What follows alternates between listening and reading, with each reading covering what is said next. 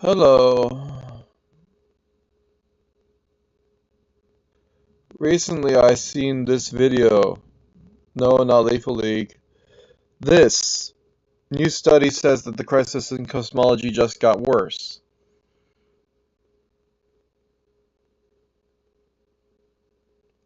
I I need to explain so many things to the scientific community.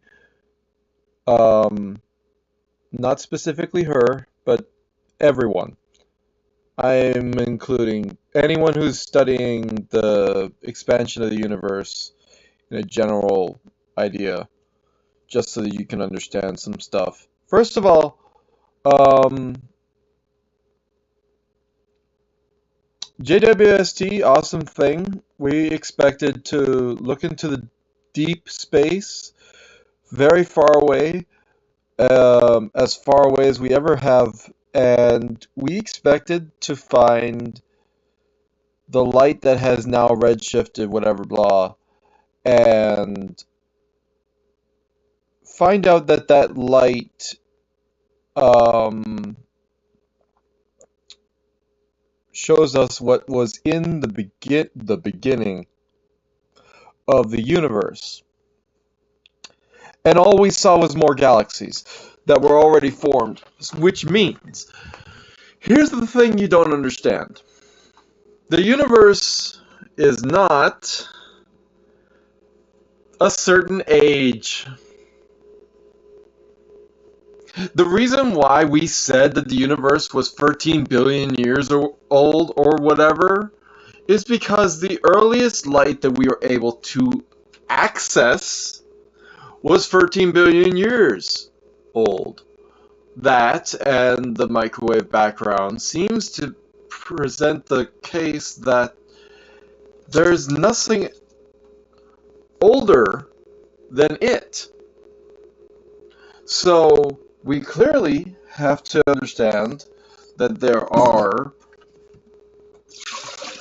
a couple of assumptions made. And then a new technology comes in, allows us to see even deeper, and we have a completely new understanding. The universe is not just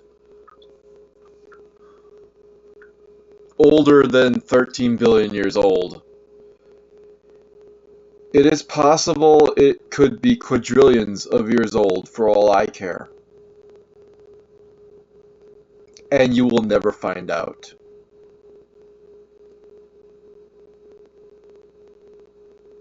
The thing about redshifted light is that you can still have this expanded visual area and it still doesn't tell you the full picture because there's still more universe out there. So, and the other thing is that your estimate of what is a distant object and the fact that we have this giant, where is it? We have this filament we're talking about. Why can't I see any? I want to see the. Stop it. Just let me see what is going on in the video. In a preview? I mean, I like that it's rendering at least. Okay, the red shifting, yes. That's not what I want to know. That's it! We are inside of a gigantic filament. Where the frick is this most? Where is this taking me? Okay, there, this. You are here, okay? You are here. You are in a tiny little section of a river that's all flowing towards the Great Attractor. Not only is our idea of the Great Expansion flawed because it's not expanding, the universe is not expanding. Get that out of your head. Stuff just spreads out. And it spreads out based on its own initial speeds as well as the speeds of other stuff. And as you can tell from this amazing picture of the gigantic cluster that we are in, of a bunch of galaxies that are all apparently flowing in a certain direction. It's like lightning out there, and we are just a tiny dot in that lightning. So you might think that everything's spreading out all unilaterally. No, it's also pulling back in. So you have to think of, okay, so what's the attractive force and what is the speed of this object and everything that's going in that? And then how can we make it so that it's more, stop it. How can we make it so that it's more understood how still you want to find out like the speed of objects and the rate of attenuation? Expansion is just the wrong word. Because we keep on thinking dark matter, dark energy, blah blah blah blah blah. The universe freaking supposedly exploded and or ignited. Some people think that the universe ignited everywhere. It wasn't an expansion rate, it just ignited. Which means everything already was everywhere, and then suddenly it just decided to do a thing. Totally different than a Big Bang. Meaning there wasn't a Big Bang to circle back on. The reason why when you keep on looking further and further away and you're still seeing formed galaxies is because that light, it really doesn't matter how far you look. The universe maybe has existed, like I said, for quadrillions of trillions of years, or whatever amount of years that you want to imagine. It doesn't matter. You're not going to know. And there was no Big Bang in any one point that we are all compressed back into. It's not how this works. The universe is so vast and so lovely big that you just can't think of it in such a basic, minuscule term as it's all just going to expand out in a regular format. Look at this. Does this look regular to you? No. That's because we're not expanding away from that. Everything's all pulling together. Which is interesting because it correlates with the idea of a big crunch. Which, let me explain something to you. This isn't a big crunch. This is like a section of the universe. It's like this tiny amount versus the entire box of my face cam. Spreading out a few million light years. This tiny dot is where this cluster of attractiveness is, and then there's other stuff beyond that filling up the rest of the universe. This is not a big crunch, although it has the makings of a big crunch, but it can only reach us, as you can see, its reach is as limited as it possibly could be around it. Once you get beyond that big spike in the sky of lightning, and it all sucks back into a singular galaxy that's massive and destroyed a lot of the other stuff that existed beforehand. I mean, if you want to go travel somewhere, we need to travel outside of this as fast as we possibly can before we all get crushed. But and that only we're already merging with one other galaxy. What do you think it's going to be like when we merge with the rest of the other hundreds of trillions of galaxies that are in this thing, or whatever the number is? I don't care about numbers right now. I really don't.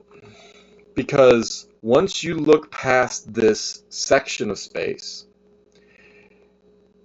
if you had the map of the rest of the universe as well, you would, and the amount that the JWST has been able to look at, you would see that it really did just ignite. There wasn't an expansion. Or you could say there was an expansion. Go ahead and say that, maybe. But some people say it didn't expand. It just, if it was a minuscule, tiny little thing, then it expanded in a fraction of a second, and then the rest of the universe was just ignited. Either way, it ignited. It's everywhere. It formed everywhere. And the light that you're able to see from a very distant past, it really doesn't matter when that happened.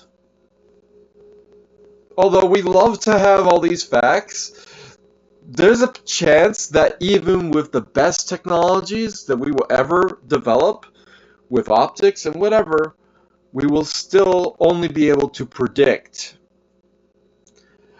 There will be an end. We will not have the answer. We will have to be unsatisfied with the fact that there is no answer. Because it's crazy, there just isn't one. There isn't an answer.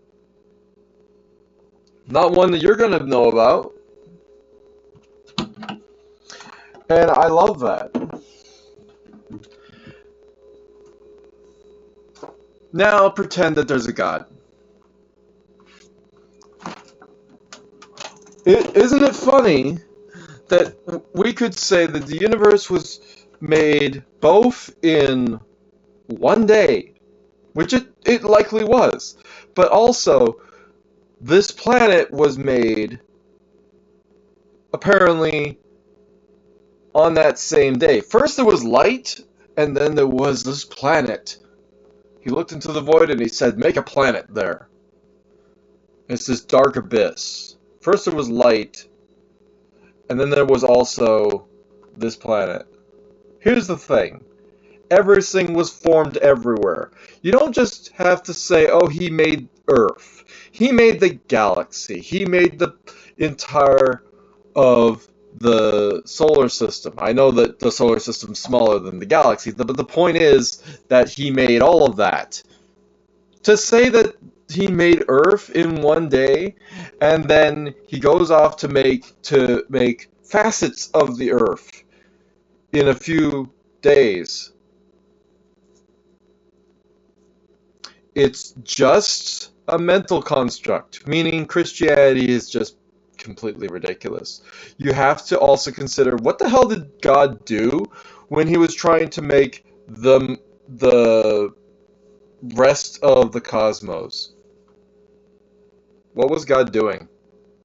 Because if he spent so much time making the ocean as it took a whole day here, what else? Like, he made maybe the core of Jupiter, but then he put a bunch of gas on it for no reason? Creation theory is a little bit ridiculous. It's more likely, even if there was a creator, he just set things in motion and stuff happened and the universe came out as an accident with now there's life. Or he decided, okay, right now I'm going to set one thing in motion. And then he made another thing in motion. And then he decided, on this planet I'm going to actually start making life. Just over here randomly somewhere. This is my sandbox. The rest of the universe doesn't matter. Really? I don't think that's how it happened anymore. Okay, I don't know how to tell you this, but my shit is expanding. It was in the fridge. That's not good. We gotta open this up and find out if it's gaseous and disgusting and putrid in there. That's a totally different issue. That you know that if there's gas in a thing that is airtight sealed and it's expanded, that it's supposed to be botulism and whatever else, don't eat it and stuff. I don't know what's going on, let's find out.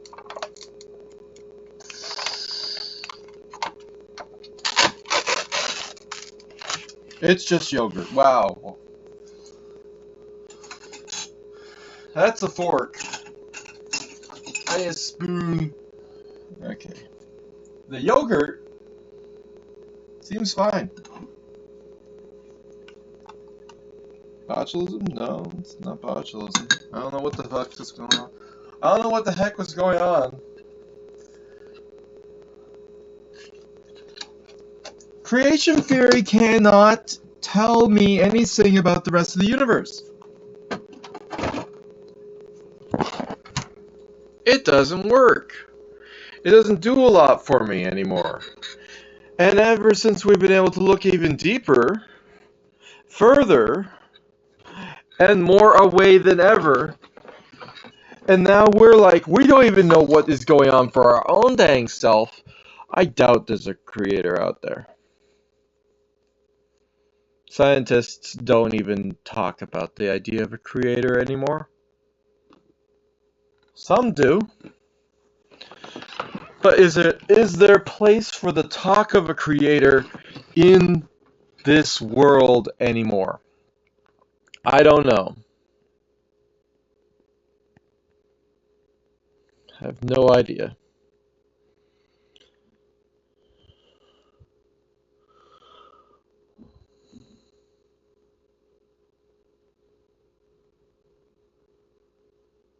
Oh, it's as big as it gets. Okay. So I watched this video. They talk about the Great Attractor. They talk about the fact that on the inside of the area, the effect of the Great Attractor, you have a certain rate of motion. And then really just look at everywhere else in the universe outside of the Great Attractor, you get the expansion rate or the spreading out rate of the rest of the universe. Just ignore this section. Just shut up and forget it. Ignore this section. It's big. We can't look past this section. I don't know. So here's the thing, right? You tell me that the universe expansion rate, the spreading out of the galaxies has a problem based on like your theories of what was happening in the beginning and all that stuff. There's this whole thing about this chart. And eventually we get to this part in the video where it's a brilliant ad and they don't want to load any of that shit. So there's this thing about, where the hell is it? Yeah. There it is. This thing. I don't know where it is, but it's there. It was there for a second. There it is. Okay, so this thing here is like, we had a theory. It's happening in this other method that makes a lot more sense.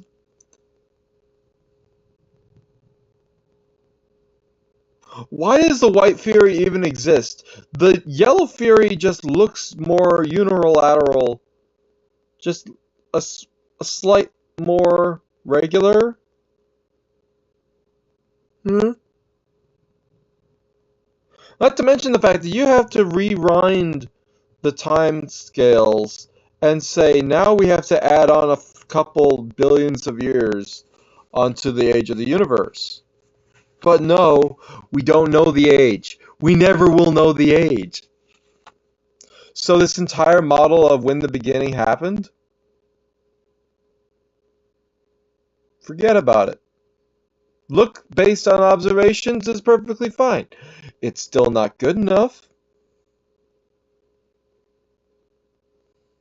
I don't know what all of this means. I don't know what all of it means.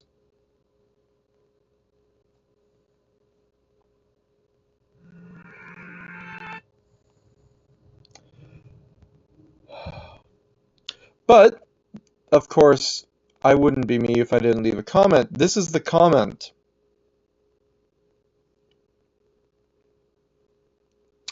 It's kind of dense. Let me explain what I said, because I can read it better by looking at my big tablet that has bigger text. Slightly bigger text. Like a very slight, it's not even noticeable how much bigger the text is. but I can be closer to it than I can with this. So, Hubble tension, lull, lightning, lighting can vary. It's okay. Talking about her video and how she had the lighting. Hubble tension was a funny song she did at the end of the video. I thought it Hubble tension. I liked that. Good job. I love it. I stayed till the end of that. That was funny. Anyway, the lighting in her room, yeah, that's fine. You can. Moving on. Here's where we get started. The thing is, of course, the expansion of the theory of the universe is wrong. I shortened it to, of course, the expansion theory is wrong. We learned that the universe is older than we thought. The cluster makes it more complex, but it's not expanding. Stuff spreads out. There's a difference. Space doesn't curve. Objects are pulled. This is important to understand. That basic statement right there is saying the entire idea of space-time curvature is a hoax or a misunderstanding and a miscommunication by scientists who want to simplify things, dumb things down. We need to start using full, proper terminologies and stop living in fantasy because I'm tired of it. Say the real thing. Stop using these terms. It's not fair to the people who don't understand, including the next generation of scientists who then go on to make an entire theory based on these words you use that are fake news. Moving on. Time is the same everywhere. It never dilates. Your clocks malfunction, yes, on the atomic level. This is because when you have clocks up in space and whatever else, you're using lasers, and guess what? Light shifts over to one tiny micron or another depending on the speed of the object and the direction of motion. If you're going tens of thousands of kilometers per second or whatever, out in space with your telescopes or your satellite dishes, and if your orbit is changing, going up and down, having to constantly redirect itself so it doesn't fall into the atmosphere and everything, as it do, then you're going to have a problem with your clocks because they're going at different speeds. They have to constantly recalculate their trajectory and the time. Guess what? Time is based on that because the laser is going in a certain direction. Its trajectory affects how long that laser light to the beryllium, whatever it is, that's wobbling at a specific predictable rate. It's great on the planet, and then once you put it into a moving trajectory, everything goes to crap because the laser has a longer and shorter amount of time to get back, and therefore the ticking becomes less predictable. Or that is to say, you're not compensating for it. I know it would take a lot of computing to compensate for it, but look at her face. Quote unquote, you're getting a lot of stuff wrong. Moving on, time doesn't dilate, your clock's manufactured on a atomic level. G-force is a thing. Gravity is not a force? Yes, it freaking is. And the I also mentioned eddy currents are understood. What does eddy currents have to do with anything? It's an expanded topic. Again, the eddy currents.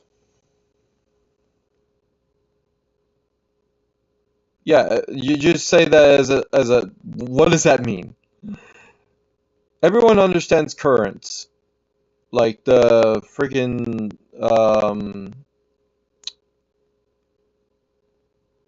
Wallaby Way, Sydney. We got that current under the ocean. It's all stuff that's flowing in a certain direction, and it's all like within the certain bounds, so we understand that it all flows that way.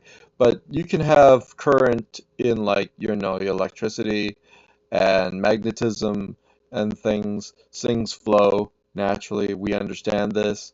And then when you go onto a big scale, you forget about electromagnetism. You say it's not enough to cause gravitational forces. And I'm like, literally, the only thing out there is electromagnetism. There's nothing else. Stop looking. Electromagnetism works on matter. On large matter, it works greater.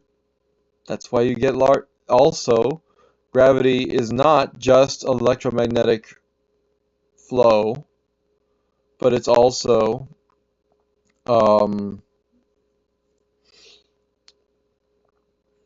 object is moving through space. It usually is turning. So there's usually just stuff being pushed against the object. And so you have this attractiveness, sort of, but it's just the eddy currents of everything around it are pulling in, as objects tend to want to go towards where the flow is. And another thing about these eddy currents is as the object is moving and turning, guess what? That means the eddy currents are flowing in that turn as well. When an object moves, the path of least resistance is rolling. It's really simple. That's why the universe was formed the way that it was. Vortices happened. Everything's already moving in these weird... It's fluid motion. Everyone gets this. Who knows fluid motion? Moving on. Electromagnetic fields is atomic gravity. I sort of said that already, so let's move on. The atoms undergo perpetual motion. We're getting into that it looks like he's crazy part of the comment, where I say stuff that is blatantly true, yet completely goes over everyone's head because it's too small of an amount of information. It's just a blank statement, but yet, well, I'm expanding on it, aren't I? Everyone knows how an atom works. You got the electron orbiting around it, you got the strong weak nuclear forces working constantly, having constant motion of particles holding the protons and neutrons together. So this is constant motion.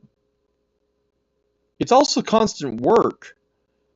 So if you want to say that perpetual motion doesn't exist, you have a problem with the universe. Not me. You have a problem with the universe. The universe is saying, you're wrong.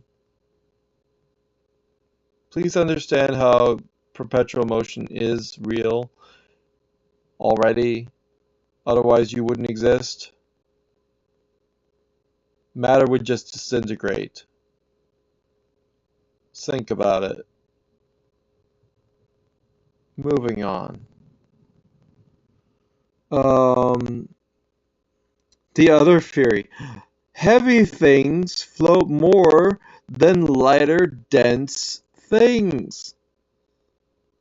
I put in the dense comment of the section of that part of the comment because if you think about it as density, then yeah, a denser object, even if it is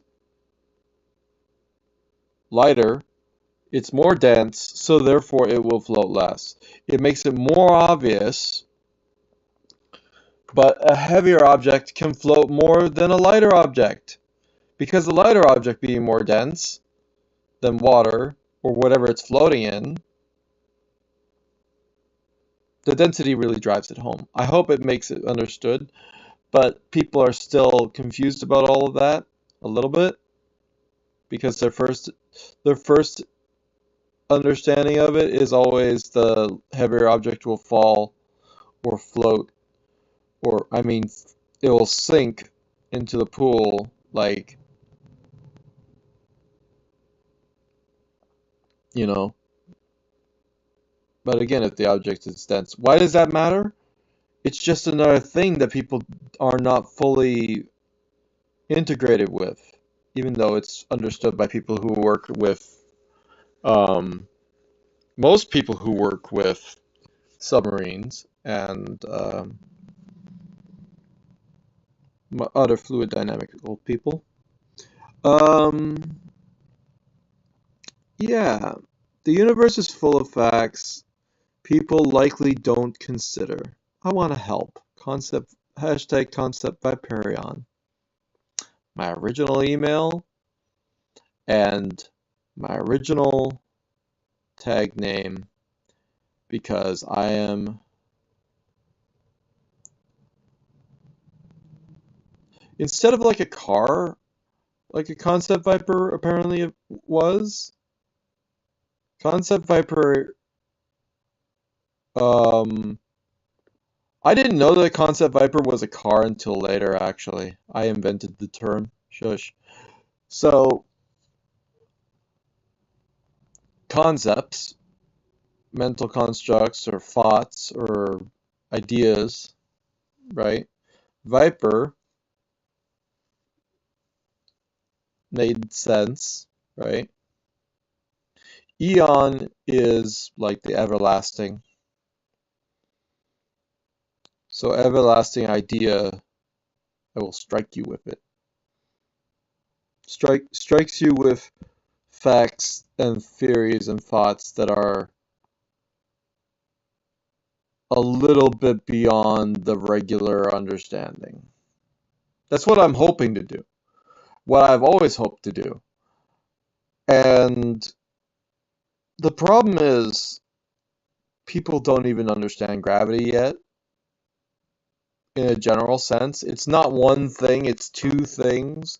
The object moving through space pushing on you, and the gravitational, there's the eddy currents of electromagnetism and stuff, and objects that are moving along with it.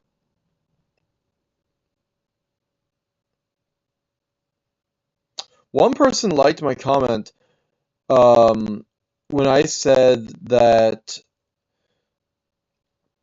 electromagnetism is something people um, underestimate the power of, even though it's making the field that is protecting us from cosmic rays.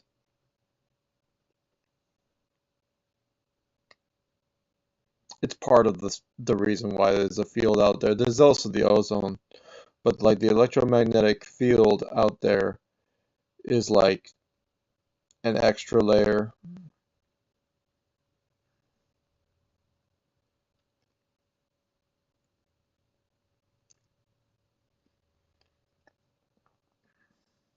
Anyway,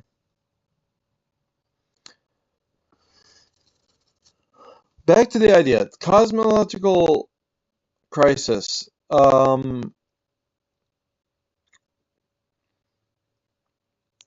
In short, we don't know how old the universe actually is, and there's no way to know. Not easy. I mean, it's not as simple as everything expanded from a point, because we can assume that it might have.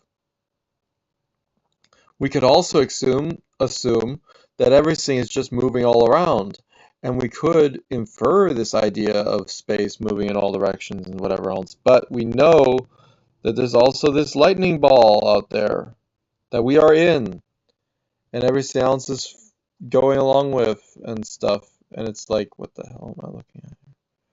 Um, this filament thing is like, it's crazy. Why can't it just stay on that instant? Maybe because the video is too long and it's impossible to track down a single moment. Or because my thumb is moving from side to side as well as moving up. I don't have the precision necessary to do this. Whatever, you get the idea. When I hold on to it, you can see it. There you go. This thing. This thing.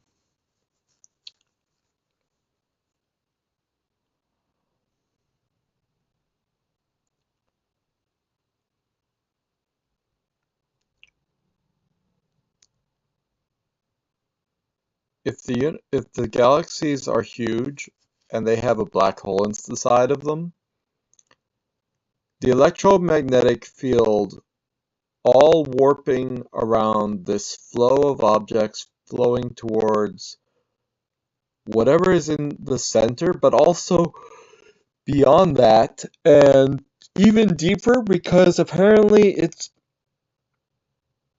there is like a point that is going to, so it does look like a big crunch.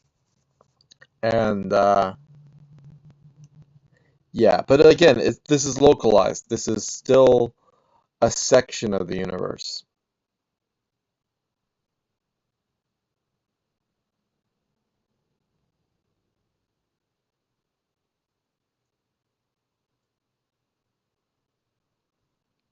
It's still a section.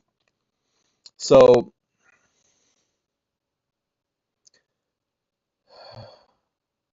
we need to get out of that flow. See you in the next trillion years. We'll get out of there eventually. Toodles! What was the point of any of this? Because if you want to understand the rate of the universe, you're going to have to look outside of this. Look outside of the bubble.